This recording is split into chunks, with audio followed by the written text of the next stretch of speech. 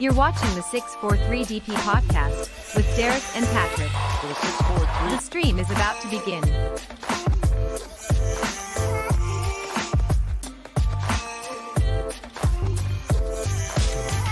the 643.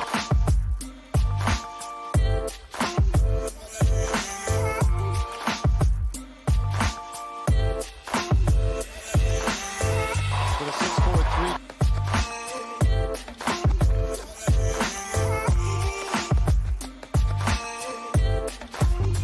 Just what the doctor ordered. For the 643.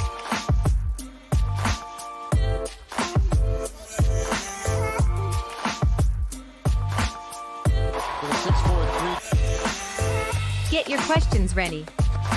Derek and Patrick will be on in 1 minute. For the 643. Just what the doctor ordered. For the 643.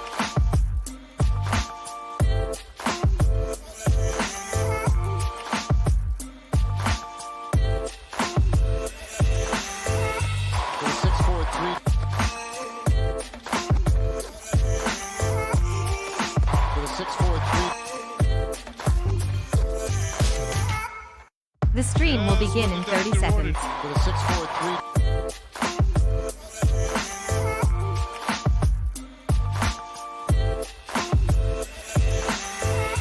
For the 643.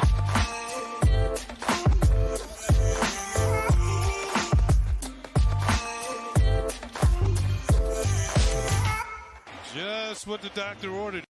This is the 643DP podcast with Derek and For the Patrick. 643. The show is about to begin. What's going on, everybody? Welcome back to the 643 DP podcast. As usual, I'm Patrick Hennessy. That is Derek Lewandowski, aka MYY Recaps. Derek, how we doing tonight? How's it going, man? I'm having a little trouble with the audio over here. Oh, but you could hear me, though. Hang on, let me just change my audio settings real quick. Maybe not. But listen, appreciate you all for stopping by. It is the first 643 DP, not only the first 643 DP of 2022, but also the first stream on this channel of 2022. So appreciate you all for stopping by. You guys are all legends.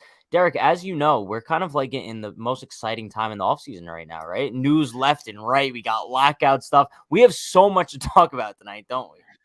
This has been like the worst winter of my life. I mean, winter, the offseason in baseball is almost as much fun as the season, if not more fun, because of all the rumors.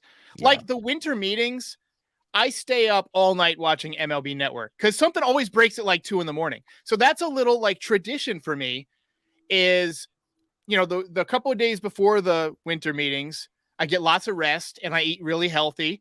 And then during the winter meetings, it's fucking pizza and coffee and I'm up all night watching it. But Yeah, not this year.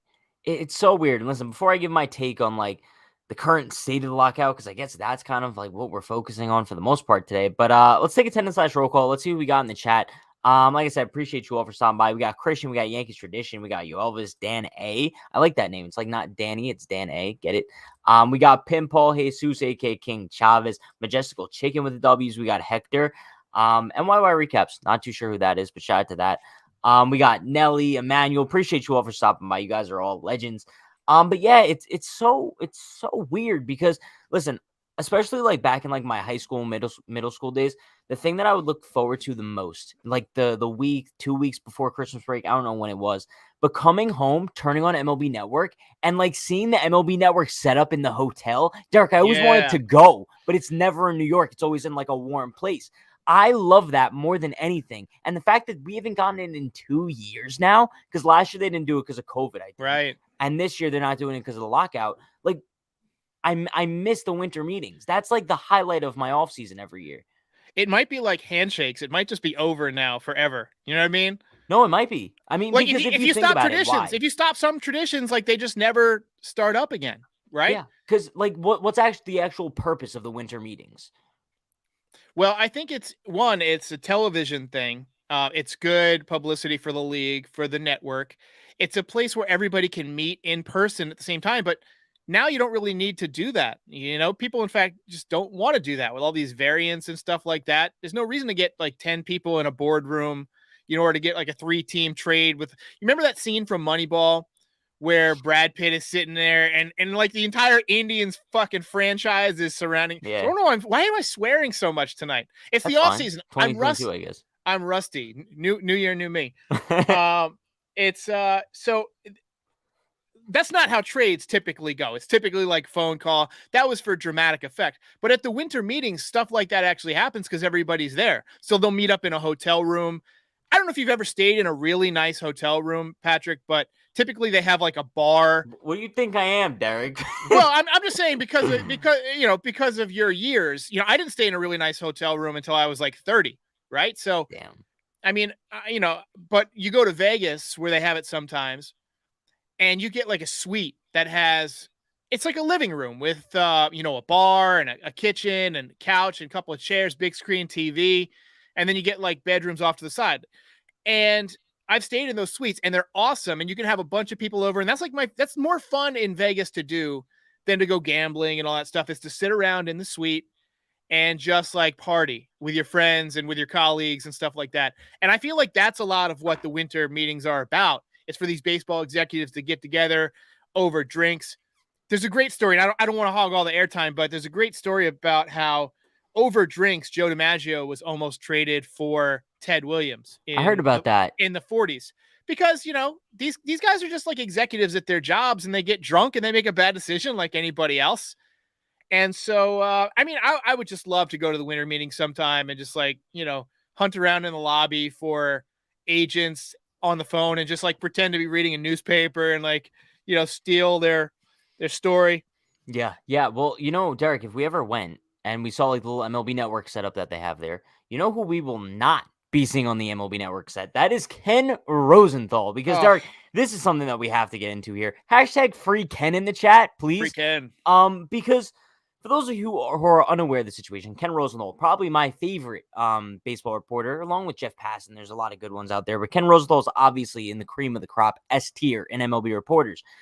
He was fired by MLB Network for comments that I think they were back in 2020, criticizing Rob Manfred, and he's kind of been on thin ice since then, and they kind of just decided to give him the boot.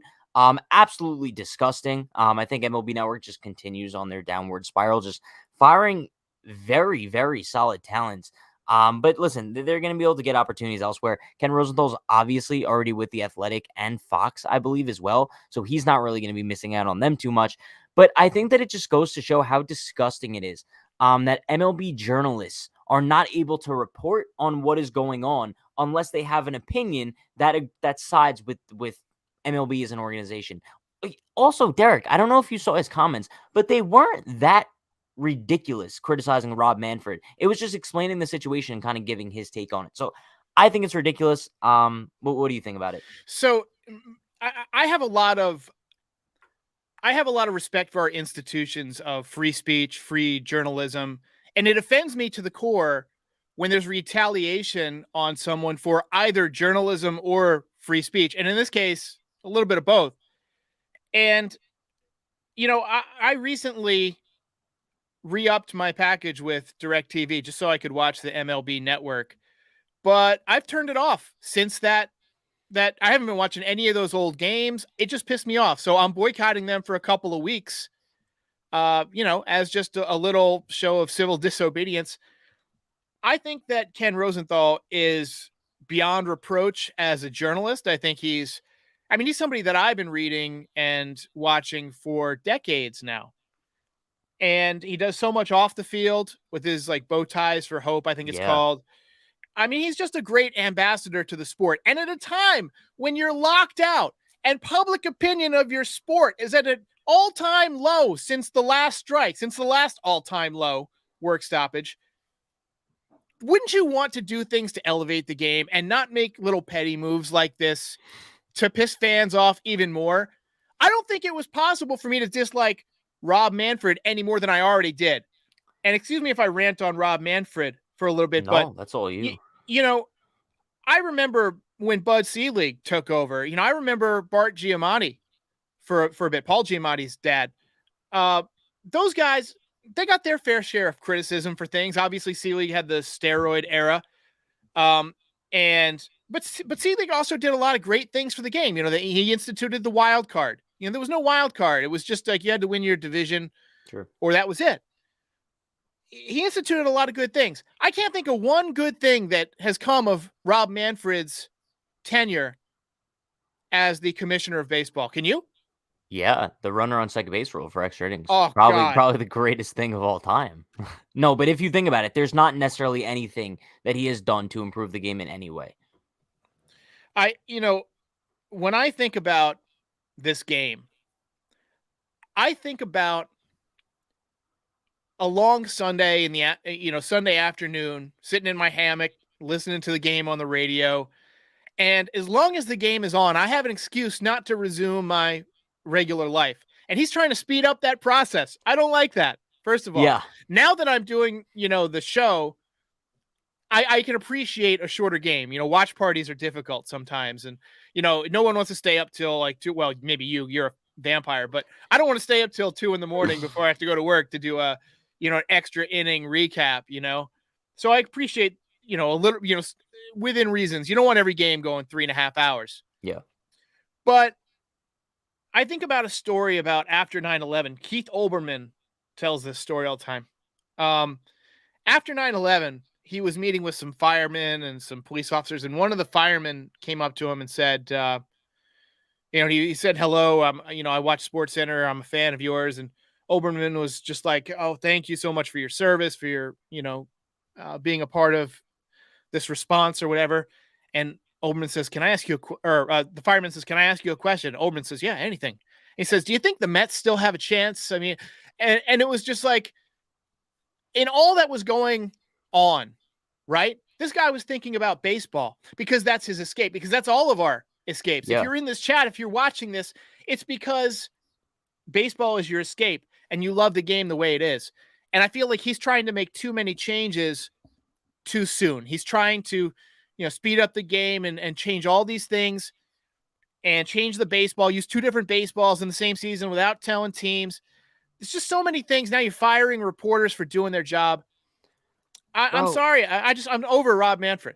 It's horrible. And listen, if they would have let Ken Rosenthal go over something that was a little bit more serious, I would have been cool with it, right? But it's the fact that he was kind of fired over just like freedom of speech, like we said, which pisses me off so much. And this is a whole topic in and of itself, which is why I stood so firmly behind Clint Frazier when I know that you're kind of on the opposite side, because I'm always like, yo, if someone has an opinion about something, let them voice that and don't kind of discourage them for it. You don't have to necessarily agree. And that's kind of like why I look at the Clint Frazier situation, as in, I think that he could say whatever he wants about the organization, whether you think it's professional or you agree with it or you don't. I think that he has every right to say what he wants, as does Ken Rosenthal. And I think Ken Rosenthal, if he wants to criticize Rob Manfred, he should have every single right to do so. Unfortunately, that kind of costed him his job.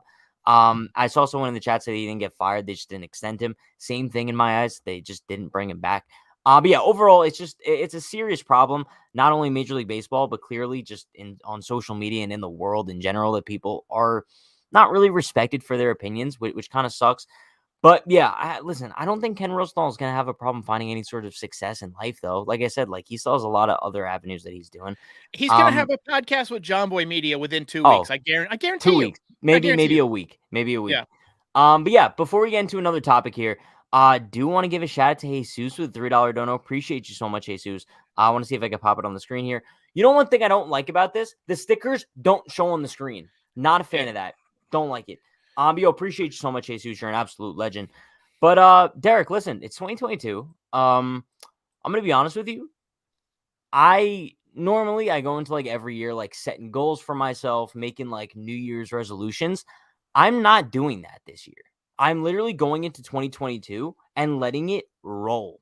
Like, I want 2022 to just be 2022. I'm not going to be like, oh, I'm going to be such a better person this year. Like, my goal is to, like, communicate more with my friends and, like, make more time for people. No, I'm going to go into 2022 with the momentum I'm going from 2021 with, and I'm just going to let the world take over. Does that make sense?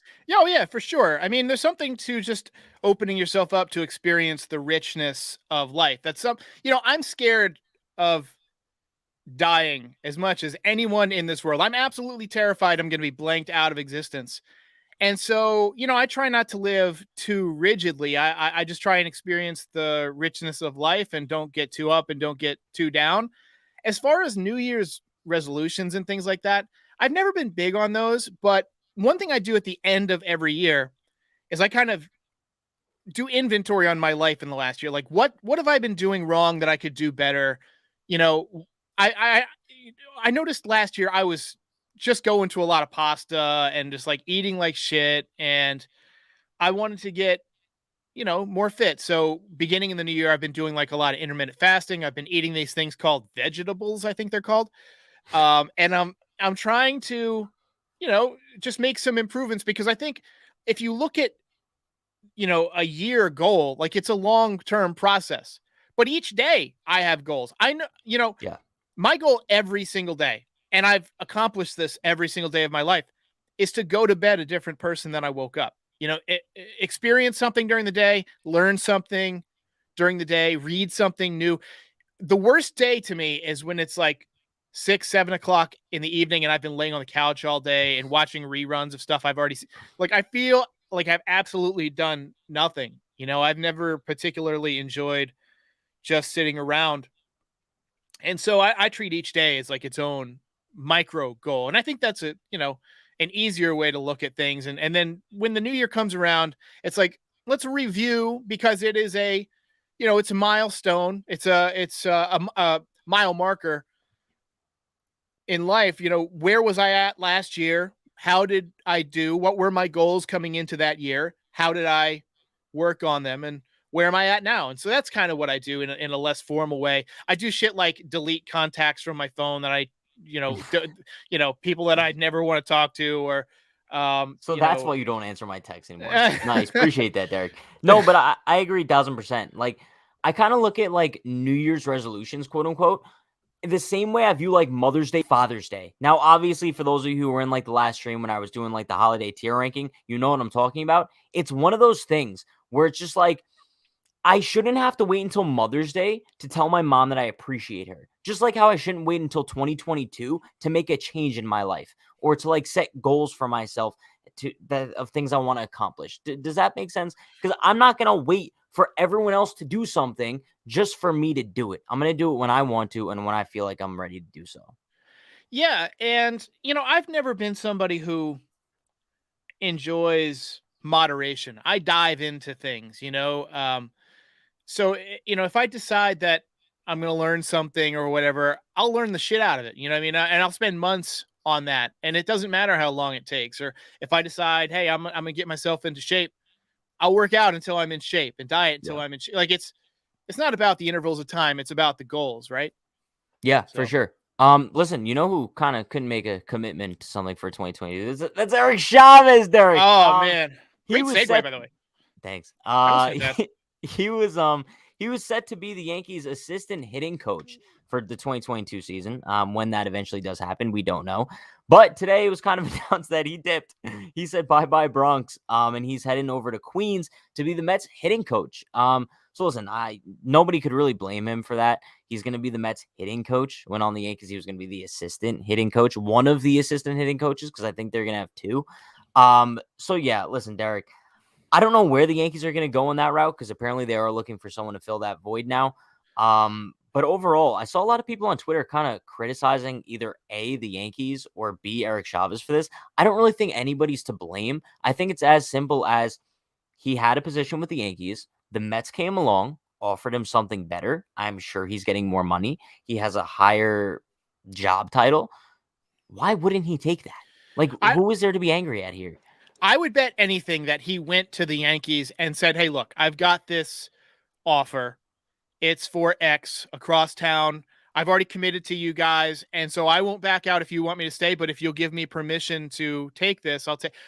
That's how 99% of professionals would handle it. And we don't know what happened behind the scenes, but I'm guessing, just knowing about who Eric Chavez is and how the Yankees typically do business with, people that they're fond of anyway, such as Eric Chavez, that there's some kind of, back and forth between them and that, this, I mean, it just happens sometimes. That's a free market economy. If somebody came along and offered me a ton of money, that ton more than I'm making, I'm of course going to go to my employer and say, hey, I've got this other offer, can you match it or not? Yeah. Yeah, and I think now you kind of look at like that vacancy.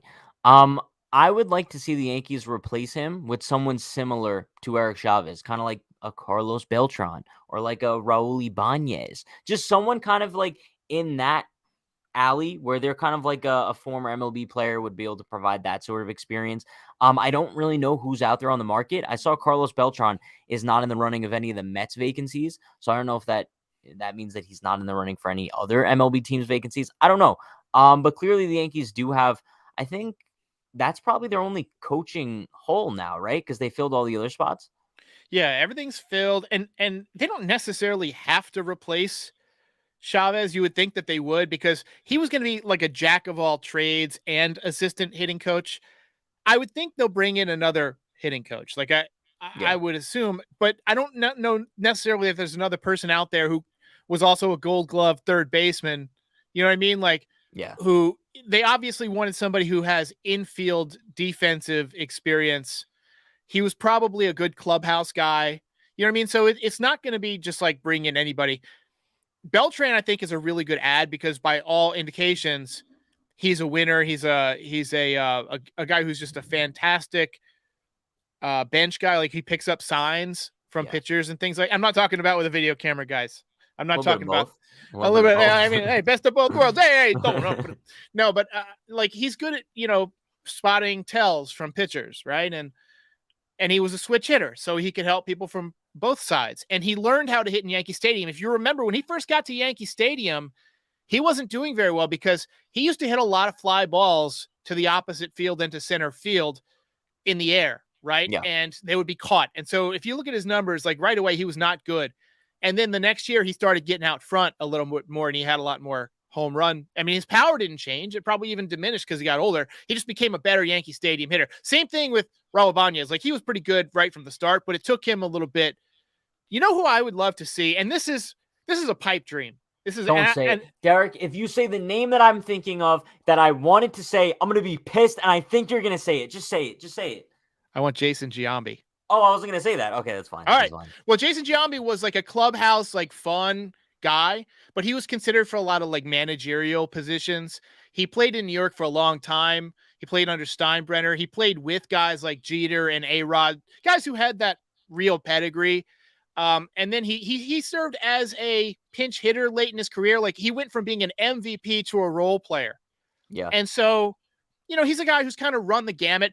He's a lefty, so he knows how to hit in Yankee Stadium. He might be able to help out some of these younger guys who are coming up. Hopefully the Oswaldo Cabreras, guys like that. He might be able to work with Aaron Hicks a little bit.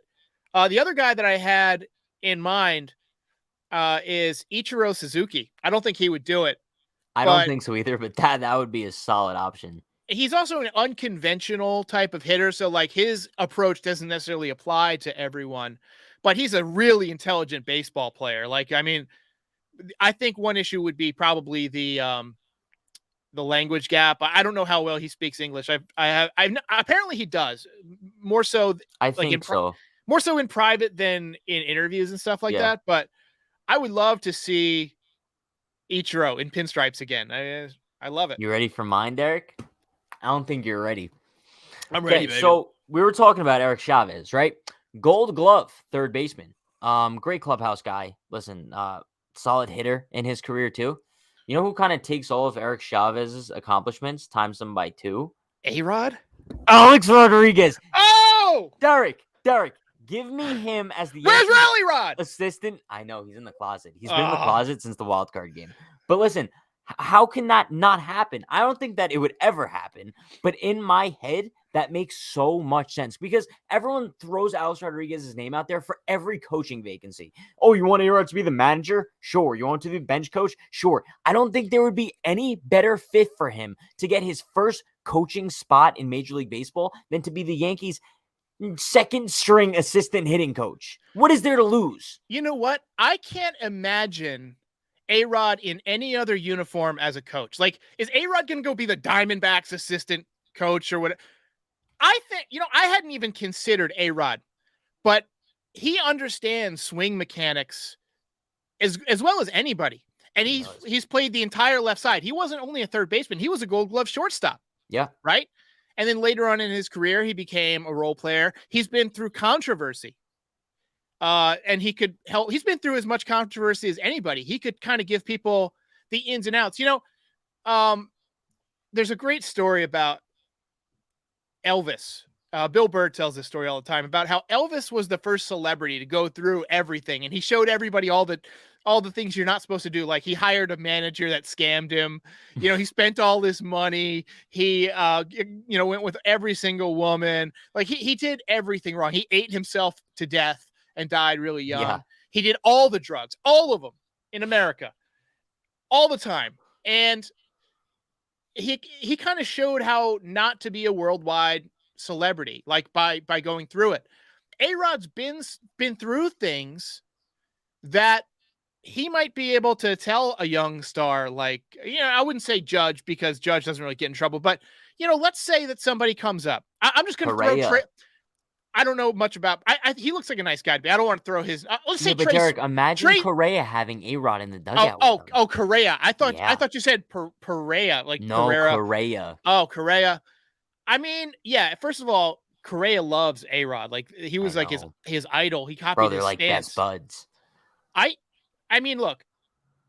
I like it. I'm not gonna say that. I'm not gonna say that I would definitely sign Correa. I like Correa. But A-Rod, the A-Rod idea, I really like. The more I think about it, you might be onto something. I think we need to make that a thing. Can we get? I'm just saying. Can we get A-Rod a job interview? But I don't think that Cashman likes A-Rod. But also, A-Rod is kind of like no pun intended, a lightning rod for attention.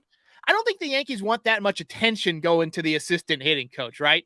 We don't need him showing up with J-Lo. Or he's going to be he's going to be the next one dating Kim Kardashian. But here's my thing. I think that A-Rod's only in the news for that kind of stuff now because he's not immersed in a Major League Baseball team. He has time to do all this other stuff. Derek, if he is the Yankees' assistant hitting coach, he's not going to be going out with J-Lo. He's just not. He's going to be on the road half the year. It's just not going to be happening. But yeah, how about Matsui? What about Matsui? I think Matsui. He lives in New York as an assistant hitting coach. What is there to lose? Nothing. I mean, just somebody who can spot other people's mechanics. You know who I think would be a fantastic assistant hitting coach? He would never do it because he's got the hottest wife in the world. And if I were him, I would never leave home ever. Is Jorge Posada. I sat next to his wife at a game one time. She is absolutely through the roof hot. I was not expecting that. I was expecting like Barry Bonds. No. So Barry Bonds was a hitting coach for a while. There's a great video from iTalk Studios. I think his name is Isaac, about why Barry Bonds was a terrible hitting coach. So when Giancarlo Stanton was in Miami, he went to Bonds and he said, "I'm having trouble laying off the 0-2 slider. I can't recognize the pitch. What should I do?" And Bonds said, "Don't swing at it." And he says, "But I can't recognize it. I don't know that it's a slider." He says, "Just don't fucking swing at it." Like, it was the worst advice you could. Pretty solid advice, honestly. But I like the idea of Matsui because he wasn't like a power or nothing guy. He was a very balanced hitter, a situational hitter. I think of him as like the Japanese Paul O'Neill, that type of player. What did he hit? About 285 for his career. Decent power, ton of RBIs. I think his first year he had 16 home runs and 106 RBIs. I could be wrong on those numbers by a little bit. Yeah, I mean, Matsui was super underrated as a Yankee. Super underrated. But listen, like I kind of view that open Eric Chavez position as like anybody's game at this point. I don't know where they're gonna go. Maybe they're gonna ask me and you. Who knows? But speaking of A-Rod, because now we're kind of on the A-Rod conversation here. Have you seen some of this Hall of Fame voting, Derek? Because I'm actually disgusted with the disrespect that Alex Rodriguez is getting. And not only the disrespect that Alex Rodriguez is getting, who should be a first ballot Hall of Famer, as should have been Bonds and Clemens, but that's just me. Bro, have you seen every single writer has been beautifully voting for David Ortiz. I don't understand this. David Ortiz might get in with like 100% of the vote at this rate And because he it did seems like steroids. everyone is voting for him, despite the fact that he has the steroid allegations tied to him, even though he hasn't tested positive officially. But the fact that David Ortiz is going to be a first ballot Hall of Famer, while Barry Bonds and Roger Clemens might not even get in this year on their final year on the ballot, makes me sick to my stomach. I want to get a trash bag and vomit on stream right now. Yeah, it's first of all, I haven't been following it because as I mentioned earlier, I've been boycotting MLB Network for Gotcha. I see it on the Twitter. last week. And yeah, I mean, on Twitter, I follow a lot of comedians and stuff. I don't follow a lot of baseball stuff. I actually hate baseball stuff on Twitter because there's always those fake accounts that like it's like somebody changes one letter and uses the same picture and they're like breaking Yankees get whoever, and I'm like, oh my god, I gotta make a video, and I'm like 10 minutes into recording and then I'm checking other websites. I'm like, let me make sure that wasn't fake. And it's and that's what comes with being a content creator, man. But I don't even the Hall of Fame used to mean a lot to me. Now it's like, as I get older, I just want to be surprised, and I would love to like flip it on and just see like who got in. I don't need to follow all the vote trackers and stuff like that. There was a great article a few days ago about like how modern day has ruined the Hall of Fame. Like we all know who's getting in, and it's not a surprise anymore, and it's no fun because we track it so well. I used to like it better when it was kind of a surprise, but it is what it is. I personally would vote for Barry Bonds because he was great before the steroid era. If you watch the baseball documentary from Ken Burns, it's pretty clear when Barry Bonds his body began to change. It was after the 98 season. Barry Bonds became the first player with 400 home runs and 400 stolen bases that year. An accomplishment I think that nobody else has ever done. He was already like a 3 or 4 time MVP and a 4 or 5 time Gold Glove winner, and just an unbelievable player. And then he said, "Oh, you want to take steroids? All right, let's do that." And then he went from being the best player to being something we've never seen before, and we haven't seen since, and we'll never see again without biology, without pharmacology. But that's also my thing, right? It's like you look at all these guys from that time period. You look at Barry Bonds, Roger Clemens, kind of like the two poster children of that steroid era. But you also have so many guys that are already in the Hall of Fame who are kind of reported to have done the same thing, whether if it's Mike Piazza or Pudge Rodriguez. It's like, at what point do you just let all of these guys in and just realize, listen, at the end of the day, we'll never truly know who did and who didn't, because apparently majority of the league was doing it back then. Yeah. So you can't kind of single certain guys out and then not, I don't know. Bottom line, they should just go based on who was the best. I think it's pretty proportional. And honestly, you can look back and you can tell. I mean, just from looking at the numbers and looking at whose body's changed. I mean, Brady Anderson had one year where he hit 50 home runs. Luis Gonzalez went from a guy who had no power to hitting 57 home runs in 2001 with veins bulging out of his arms like Carrot Top. Excuse me. And like, I think that if the best hitters took steroids and the best pitchers, Roger Clemens, steroids, I don't think Randy Johnson took steroids, right? I think Kevin Brown probably took steroids. He was mentioned in the Mitchell report. When you have a mix of all the best players on both sides taking steroids, sure, I don't have a vote. Maybe someday I will. But I think what I would do is I would just vote for the best players or the most famous player, like the most famous best players. You know what I mean? Like it's a Hall of Fame, right? People want to see I think people want to see A-Rod. I just look, he was basically Michael Jordan of baseball for 4 or 5 years there between the end of his Mariners years and through the Rangers years. When he got traded to the Yankees, he was the biggest name in baseball, and it wasn't particularly close. And I personally just think he belongs in just for fame. You know what I mean? Forget the 696 home runs. And let's say he did take steroids, right? Do we really think A-Rod wouldn't have hit 500 home runs? He was so good. I mean, same with Barry Bonds. Yeah. So I don't know. It just bothers me, especially when guys like David Ortiz are getting so much love from the voters. I look at it, it makes me sick to my stomach. But at the end of the day, Derek, we talked about this back when Jeter was inducted to the Hall of Fame. At the end of the day, I don't really care about the Hall of Fame anymore. That's just Yeah. me. It's like it's an accomplishment for a specific player. Cool. It has nothing to do with my life. It has nothing to do with my fandom of the New York Yankees. Whatever. But yeah, there's not really any other stuff going on in Major League Baseball, though. I mean, obviously, like we had the Rob Manfred stuff, had the Eric Chavez stuff. But other than that, it's such a weird point. And Derek, we were talking about this before we went live, right? Usually the MLB offseason is super boring, right? We have those lull periods where nothing goes down, but there's always stuff to talk about. Like if the MLB offseason was still going on right now, we could talk every day about different Carlos Correa rumors, right? Right. I can't even think off the top of my head what free agents are still out there, but you could talk about any random free agent that you want on a different day and you'll have endless content for the entire offseason. Now that there's a lockout, we are in a period of we're stuck. We're stuck in a closet right now, like Rally Rod, and we have nothing to talk about because everyone knows that nothing is going to happen anytime soon until the lockout's lifted, and you can't kind of like persuade anyone into thinking that rumors are true. It's because it's just not realistic at this point. Yeah. So I think that's why like you kind of like evaluate the situation right now. And for a sport like MLB, which is already kind of, I don't want to say on the decline, but it's not as popular as basketball or football, which is just obvious. This is the last possible thing that they needed. And for the MLBPA and for the MLB to not realize that this is damaging the sport more than they could ever know, especially if the season doesn't start on time.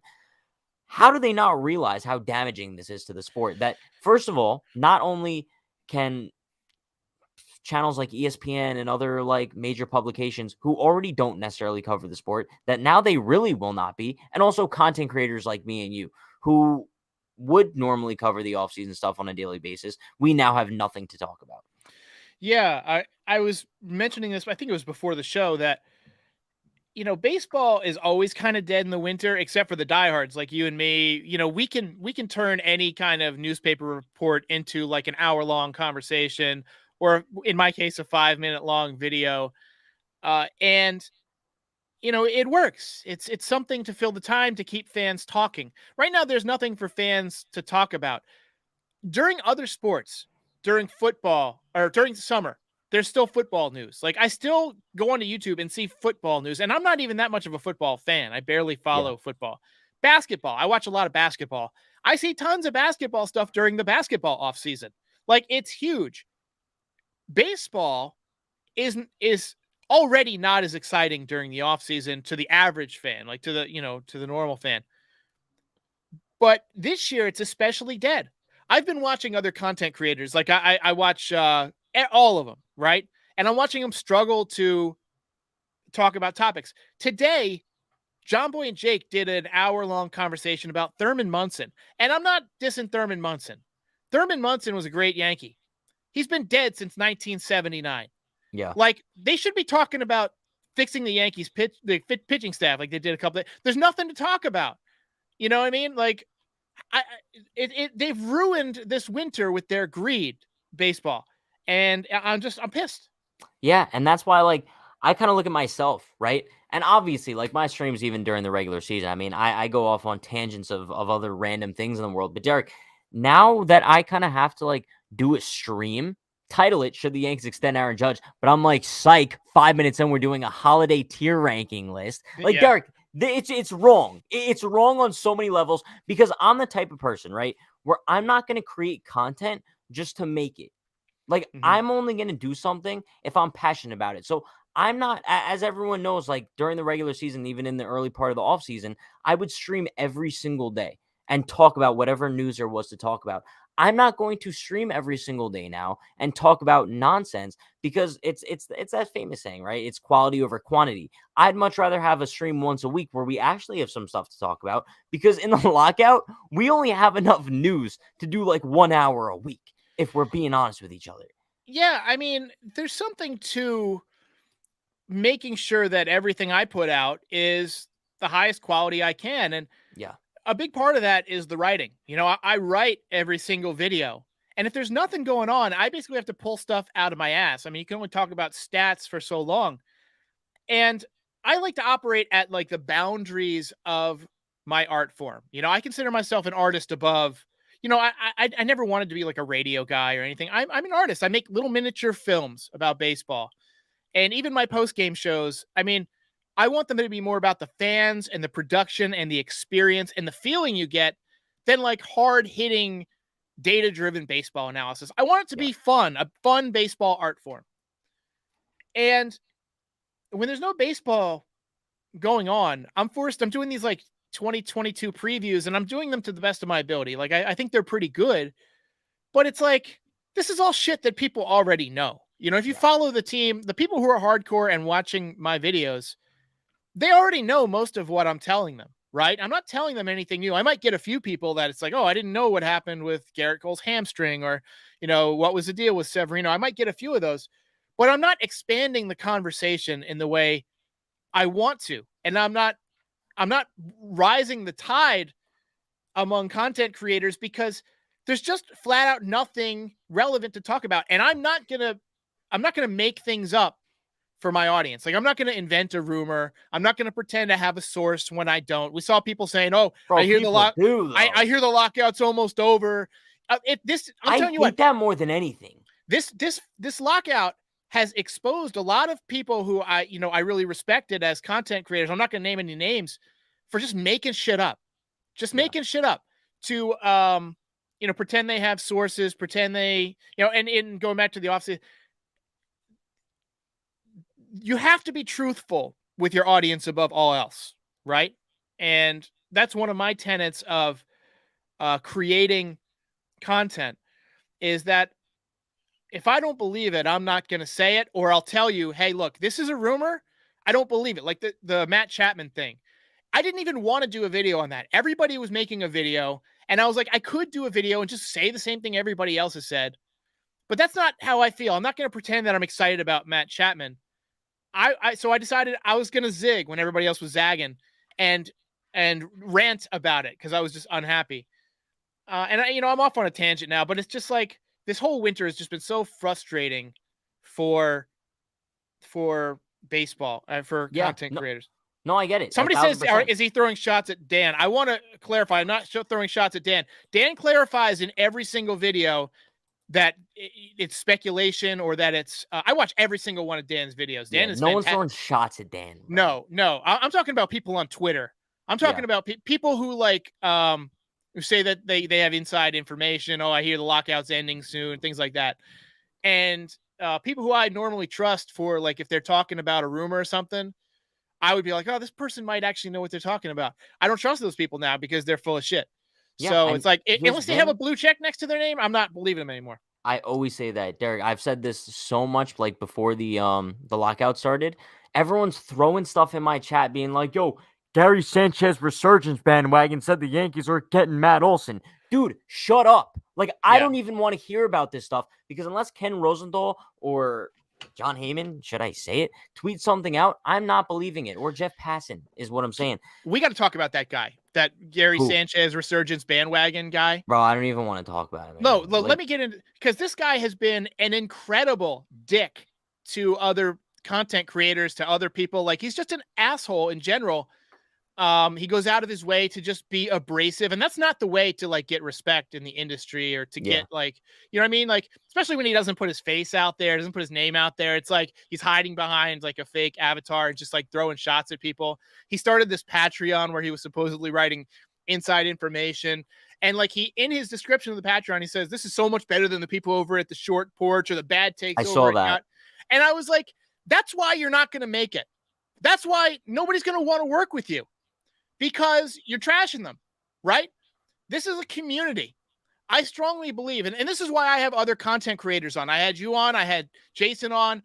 I invited Stacey Gotts from Locked On Yankees on, even though nobody watches her shit. But I listened to it. I listened to everything. I'm like, very subtle this. I'm sorry, but I mean, I'm a rep, but she didn't show up. So like, we made an appointment. I'm very serious about this. Like, I want to not only be number one, I want to annihilate everything in my path, but I also want to, like, I know that a rising tide raises all buoys, baby. So I want to create that force multiplier and bring in other content creators and have people going video to video, have my videos suggesting their videos, have their videos suggesting mine, have conversations with each other, and we can all get rich.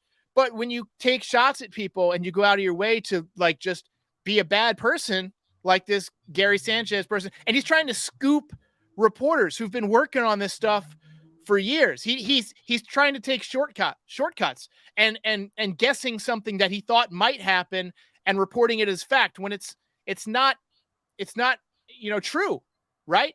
Truth has to be the number one priority, and that ties into the Ken Rosenthal thing. All he did was tell the truth, and he suffered consequences for it. But it makes me livid the way that guy tried to play everybody. So sorry for that little rant. Yeah, no. I think that it's well deserved. I mean, only because this isn't really a topic I haven't touched on in a while. Simply because especially when all this stuff was going on a couple months ago, I made sure I came on here every night and I told people, look, I'm not going to be something that I'm not, right? You have so many people on Twitter. I think it's the cool thing. And listen, Gary Sanchez, Resurgence, whatever his name is not the only one on Twitter who thinks that they're a reporter. That's kind of why I stay away from Yankees Twitter as much as possible, because everyone on there, they don't want to be a fan of the team, right? They want to be a reporter. They want to be Ken Rosenthal with inside sources. And I make it clear to everyone, I am not that. Nor do I want to be that, because if I wanted to be that, I'd be going to get my master's in journalism right now. That's not what I want to do in life, and that's not what the image I'm going to portray. Derek, what I am, don't know what you classify yourself as. I classify myself as an entertainer. That's what I am. I come on here, and obviously, like the Yankees are a huge part of what we do. But at the end of the day, I'm not a reporter. I'm not going to be teaching you any knowledgeable lessons about Major League Baseball, the New York Yankees. I'm here as an outlet for people to have fun with the Yankees being related. And for people who are on Twitter and they fail to realize that they're just a fan of the team and they want to be a reporter, that's what pisses me off a lot. Like, go with the LeVar Ball route. Stay in your lane, bro. Like, know your lane. So, yeah, I mean, I'm doing I'm working on a lot of what I call evergreen content right now because there is no topical content. So, like, I did a death draft video yesterday about, like, what happens if a plane crashes, that type of stuff. But I'm also doing one about, just tips for content creators. And I'll give you guys just a little note from that. It was like, hang on. I jotted down a note here. It was basically like, don't try and be someone else. Penn Jillette tells this story about how he wanted to be Bob Dylan, right? The famous musician. But Bob Dylan was already Bob Dylan. He was never going to be able to out Dylan. So he decided magic was his thing. I'm never going to be able to out conversation John Boy and Jake. I'm never going to be able to out highlight Dan. So I found a lane. I do post-game recaps and I do short, little, fun, topical videos. Yeah. Like, everybody can find their own little niche. And because Yankees universe is so big, like, if you could get 1% of the fan base to find you and like you, you can have phenomenal success. Yeah. Right. That's why you're going places. Dan's going places. Dan's already places. Dan's on a show with David Cohn, I modeled my pitching. Shout out, Dan. Shout out to Dan. I modeled my pitching mechanics after Dan. Right. And you mean Cohn. After David Cohn. Yeah, not after Dan. I was going to say, I don't know how that worked out.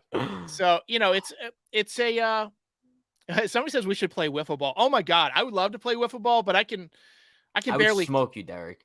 Well, I can't. I would take you 450 dead center not even feel any like remorse about it. You might. In my heyday, I threw about 90 miles an hour. I tore my labrum in the first practice of 2008 for my semi-pro team. I remember it was February 2nd. It was Groundhog Day. It was my nephew's birthday. And I went to go like pick him up after I went to practice. And I like had no strength in my right arm. And I knew right then something was wrong. Playing wiffle ball, that happened? No, I was just throwing a baseball. I played semi-pro for, almost 2 decades. And like the movie? I'm playing. You know what movie I'm talking about? Yeah, the movie Semi-Pro. Yeah, I'm actually going to be playing this summer. That's why I'm not doing weekend streams. I am going to be on a team called the Raleigh Oaks. That's fire, Derek. I know. And we have the A's colors and it's like green with an R instead of an A. Oh, that's sick. It's pretty dope. And, I'm gonna come. Dude, do it. First practice is this Sunday at 9 Oh a.m. shit. So it's going to be my first time picking up a baseball in 2 years, other than like on stream and tossing it Yeah. around. I went out and Okay, threw a couple days ago, and it felt great. you're talking about like throwing baseballs on stream, right? Okay. Listen, I have a baseball right here. I have not touched it since August. I used to, when we used to do the watch parties, I used to hold a baseball and like throw it in the air and stuff, just play around. Like, bro, you're on stream for 4 hours. Like, you get bored, and like I'm psychotic, so I need something to do with myself. I'm convinced that gave me a sty. 100% convinced, because this ball is so dirty. Maybe I need to clean it. I'm convinced I touched it and then like rubbed my eye, because I get styes maybe like once a year. I got a sty the next day. What's a sty? You've never had a sty? I have. It's okay. So it's like a pimple under your eyelid. Oh shit. Yeah, but it makes your eye swell up like a baseball. Oh, that's gross. Yeah, it's not fun. I woke up and I was like, yo, this hurts. And Chad's like, Pat, your eye. I'm like, I know. I've been incredibly blessed to have very good health for the amount of gummy worms that I eat. It's unreasonable that I have had the health that I've had. The only issue that I have some digestive issues, but but again, I did that to myself. That was a self-inflicted wound.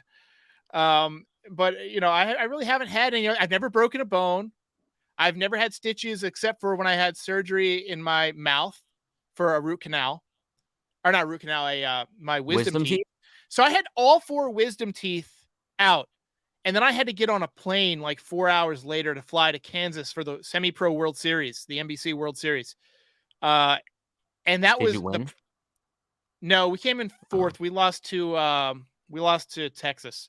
No. But it was, and I didn't really get on the field because I was like swollen, and my roommate, like they stuck me with this guy who I didn't really know, and he was a pillhead, and he stole my medicine that I had for so I was like suffering for 4 or 5 days. And we had this card, like we didn't get paid, but we got paid in like free meals to Golden Corral. We had like a 1 week all you can eat Golden Corral gift card in Wichita, Kansas. And so we would all go there for like breakfast, lunch, and dinner. And I was just eating like scrambled eggs and mashed potatoes for every meal because I couldn't chew. It was, yeah, that was rough. That's all right. Wait, chat. Let me know, yes or no, in the chat. Have you guys ever had your wisdom teeth out? Because Derek, I'm going to be honest with you. That's a conspiracy theory. I think that wisdom teeth are a conspiracy theory. I think that you don't get. I don't think you need to get them taken out. I don't. I think that they only do it because they want money. I think that is the biggest conspiracy theory on earth, and I'm a firm believer in it. Because let me give you a little story time for me. 2018, right? I'm 18 years old. My prom was the following week. My tooth was the size of a baseball. I was in so much pain, right? I go to the dentist. He takes x-rays. He's like, yo, it's your wisdom tooth, but we're going to take them all out in one shot. Bang. So I made the appointment for, I think, the day before prom or whatever. That's a mistake, first of all. I don't know why I did that. But I did that. And then, Derek, I swear on anything, I took like 2 Advil a day for a week. The day before I was supposed to get the surgery, my tooth was fine. It's like nothing ever happened. It's still there. I never got any of my wisdom teeth taken out. I'm convinced that if you just let the pain ride out, that you're good. Yeah. My wife her dentist has been telling her to get them out for years, and she hasn't gotten it done. Yeah. And she's fine. She's like, it doesn't bother me. She gets headaches every once in a while, and she thinks that might be, but it's like, I get headaches too, and I don't have wisdom teeth. So there's no like definite correlation there. It's, hey, it could be a racket. I had mine out. I didn't have any problems. They just told me like, you should get them taken out. And my mom was like, yeah, get them taken out. And I was like, oh, okay. And so, I was not Bro, body it's autonomous. random. It's really random, because some people don't. Like, if I'm looking at the chat right now, yes, no, yes, it sucks. Yeah, no. It's like some people do, some people don't. Some people never have to. Some people never even have pain. Isn't it weird that like as human beings, we have to have things removed that we were just born with, like appendix? Like people like get their no, I want to say esophagus, but it's not your esophagus. No, I don't know. What's the laryngitis? Derek, what is tonsils? It? Tonsils. Yeah. There you go. It's like you can have stuff that's like it like kills you and makes you sicker just by being in your body. Like being a human is weird. If you were to go outside, if you were to just walk out of your house in the natural state that you were born, you would be arrested. Like if you walked outside completely new, like the way you came into this world, you would be arrested. You would go to jail. Yes, You'd probably end up in a mental institution. Yes. Like you can't like being a human being is so stupid. It Are doesn't you make advocating for that? no, I'm saying it doesn't make any sense. All Are these you saying it's like, an injustice in no, that society? I'm saying that's one of the things that like, you know, COVID has taught me over the last few years is like everything that we have is a construction, like a cultural construct, right? It's like, Sure.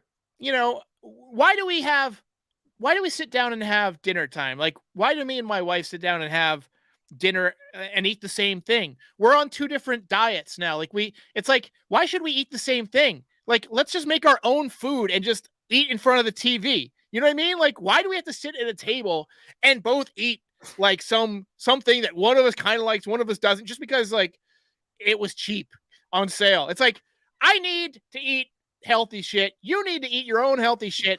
Let's do it, and let's do it while we're watching Queer Eye. Like, you know what I mean? Like, instead of, you know, Derek, whatever. this is I feel like I'm in like philosophical class right now. This is one of those things that I refuse to even think about, because why am I going to think about something that's never going to make sense?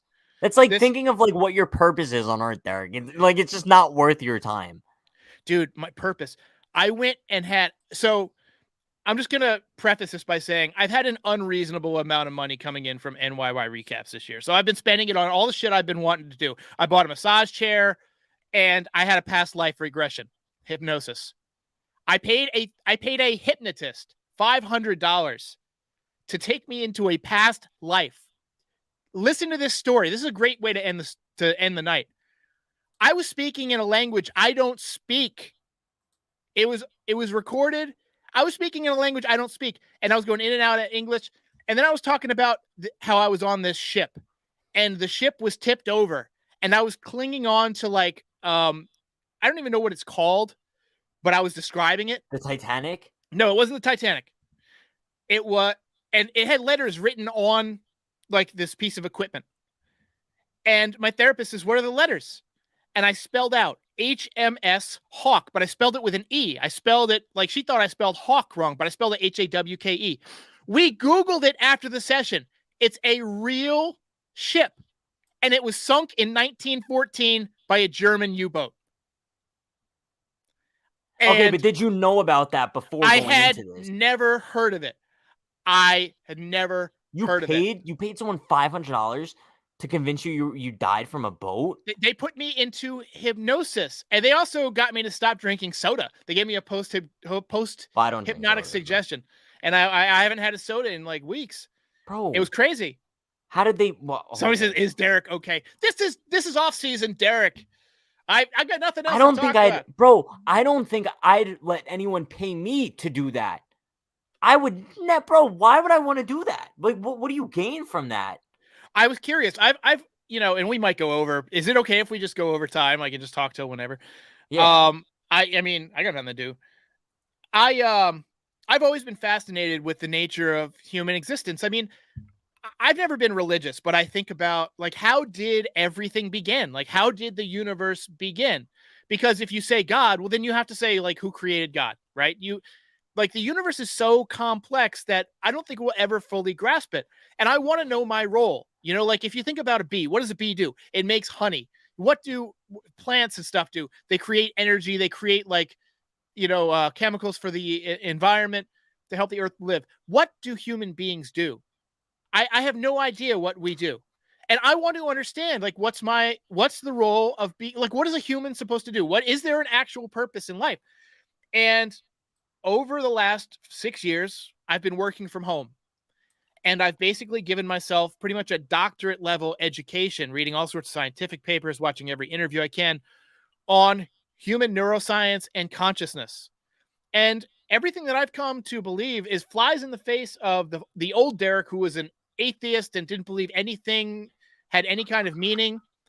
I really believe that because consciousness, and some people will understand this and some won't, because consciousness collapses the wave function in quantum physics and causes reality to exist, that human consciousness is essential to the universe.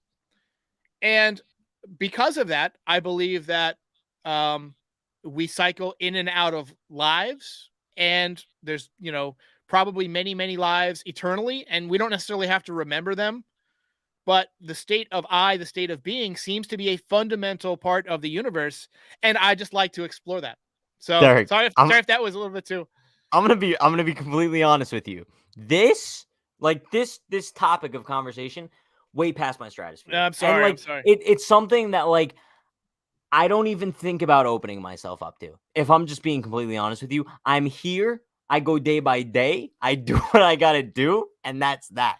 No, Look, Nick says, have you seen the movie Lucy? You've got to see that. That'll start you on your journey. That's one of the things. I don't watch movies, but you know who I just saw in the chat. Huge shout out to Wardy. Look at Wardy. Absolute Wardy. Legend. This goes back to what we were talking about before, like kind of interacting with content creators. Bro, who would have thought I'd ever interact with a Mets content creator? Same here. Wardy is cream of the crop. And Wardy's killing it because the Mets had a good offseason, and so he's at least got stuff to talk about. You know what I mean? Yeah, he's gonna have what a have the solid Yankees season done? too. How many videos can we make about the Yankees trading Tyler Wade to the Angels? You know what I mean? Like, not enough, Derek. Not enough. Shut up. Somebody says, remember this is a baseball stream. Don't you love it when people who don't have a channel and don't like don't you love when people tell you what to do? Like, this is a stream. It's not necessarily a baseball stream, it's an off-season stream. I'll tell you what though, action figure nerd, known troll. Like, Derek, I think we know this. I think we have a lot of the same people in our chats, but my chat is very trolly, and I think that they know I get the troll aspect of it. Like, bro, I'll have people popping in here being like, "Yo, is this pre-recorded?" You know what I mean? Yeah. I like it though. I feed into it. I love it. I love everyone in the chat. Maybe because I'm old and I'm almost 40. Like, I see trolling. My fight or flight, bro, your fists go up. I know, like, I'm just like, ugh. And so, like, if somebody comes in, like, I see people all the time, they create like NYY recaps accounts, and then they post like, "Hi, I'm NYY recaps. How are you?" And I'm just like, instant ban. Bro, I have so many psychots. I had one person literally come out like with Pat's flag in the background, and that was their account. Weird stuff, but I'm a fan of it. It is what it is. It's creativity, Derek. It's creativity. But yo, I think that's gonna wrap up tonight's stream. We went through literally everything imaginable. We started off talking about the lockout, Derek Chavez, to content creation, to the existence of life, Derek, to your meaning in life, and how you died on a boat in your past life. That's just how the streams go. Pat, these are like the highlight of my off season so far. We got to do these more often. Once a week, maybe. I don't know. We'll figure it out. I'm down. I got nothing to do until baseball's back. Same here. But listen, chat, appreciate you all for stopping by. It's 2022. I'm going to get a little more consistent schedule. I know I say that all the time, but it's actually going to happen because 2022, New Year's resolutions, like we said. We're going to figure out a consistent schedule for 643 DP. I'm going to figure out a consistent schedule for the streams, but I will see you guys on Monday night, 9 p.m. That's going to be the next solo stream. See you guys for that. Don't know what we're going to do, but we'll do something fun. With that being said, hope everyone enjoys the rest of their night. You guys know the deal. Stay happy, stay healthy, stay safe. See you all next time. Also, be sure to like, comment, subscribe for more. Peace.